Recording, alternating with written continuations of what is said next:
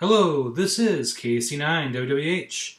Name here is Josh, and today we are going to talk about how to install and set up Winlink, formerly known as RMS Express. Winlink is really just amateur radio email, but besides just being able to use the internet, we can also use our radio to transmit over RF.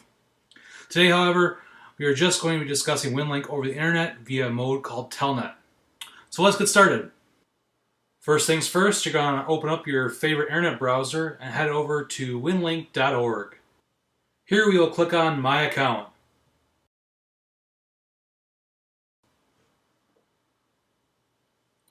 So I want to take note of a couple things here on the left-hand side. First, we'll see that Winlink accounts can only be created with a client program.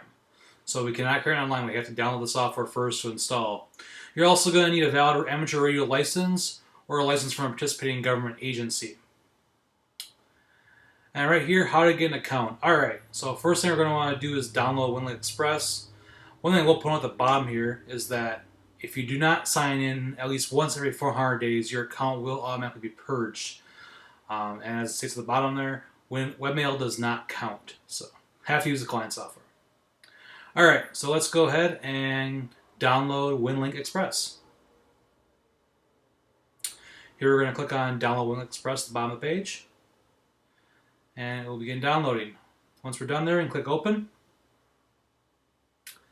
And go ahead and run the installer.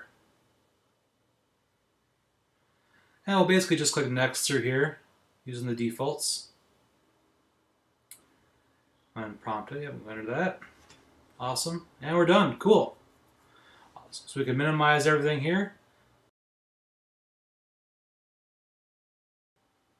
Now let's go ahead and launch Winlink Express. Okay, so the first time Winlink launches, you're going to be prompted with this screen here to set up your account. At a minimum, you're going to need to enter in your call sign, a password of your choice, your recovery email address, and your grid square. Once all that's done, you'll just click Update. In my case here, I'm entering my information. However, I'm already registered, so you're going to see some of my information populate here when I enter my password in. Now you can see here that on the right-hand side I have a lot of other information entered in. However, this is not required information. Again, the only things required are your call sign, password of your choice, and your recovery email and grid square. Once we're all done here, we can go ahead and click Update. And with that, we're basically set up. Winlink Express is ready to go at this point. You can see now it's updating in the background, so it updates in the standard forms. We can just click OK on that. Now, we're going to expand the window up a little here, make it a little bigger to see everything. But in the top here, we see Open Sessions. Currently, Telnet Winlink is selected, which is what we're going to be using.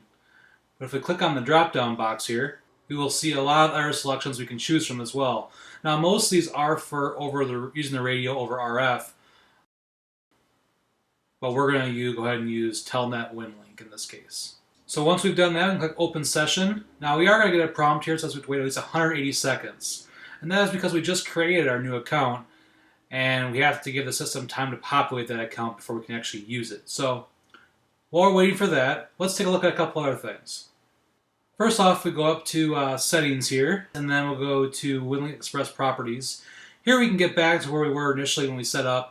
So if you ever want to change things, your password, or add information here, you can always come back later on and click Update after filling in the information. We can also go to Settings and Preferences, and here we can set a few other settings like how long the message is highlighted before we mark it as read, or if we want to add the / WL2K to the subject of all messages. Now this goes back quite a ways. It's been going on for a while. It's a nice designator to see where the message originated from. With Winlink, you can send regular emails, so being able to track how this message originated from Winlink system is quite handy. If you want to make any changes, you can go ahead, otherwise we'll click Update here. Alright, so we've waited about 3 minutes now. Let's go ahead and open a session. And we'll see the window open up here, and all we'll do is we'll click Start. Here we can see it connect to the CMS system and connected just fine, no errors. We had no messages received, no messages sent, and we're disconnected. We'll also note here that time to auto-connect is currently disabled. If you wanted to automatically check for messages, you can go in here to settings and select a designated interval of your choice. I'm going to choose 30 minutes, that's what I usually leave it on. Click update. Now you can see the time to next auto connect is counting down from 30. Alright, let's create a new message here. And we're going to send this to a call sign of someone I know who hasn't set up Winlink yet. So we're going to key sign MLE. We're going to say subject test message. We'll put some body of the text in there and go ahead and sign it.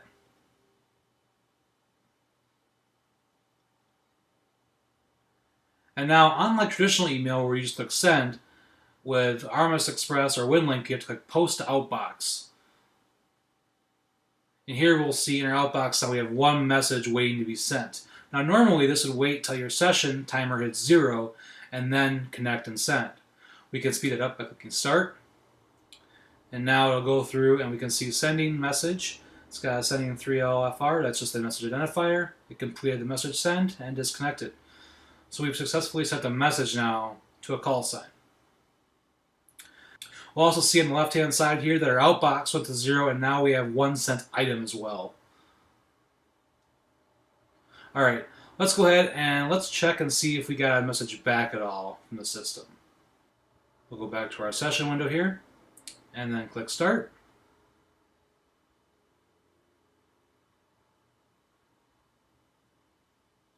Alright, we got a message we received, you can see here, on deliverable message.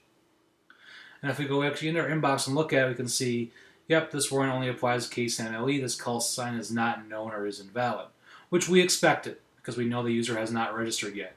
So that's a good way to know when you're sending messages if someone has not signed up. Now, if you had several email or several call signs listed in there, it would list out the ones here that have not been set up yet. So keep that in mind that the message still went out to everyone else, just not to this particular user if you had multiple call signs. Alright, now let's say we want to organize things. I like to keep my inbox at 0, so we're going to create some folders here, these personal folders. So you move your mouse over there into the personal folders section and right click. You'll get this dialog here where you can choose the name of the folder you want to create. I'm going to create one called National Traffic System. Click Update. And I'm going to create another one called WIAR, Wisconsin Areas Races, Digital Net. Click Update. And I'll create one more for training.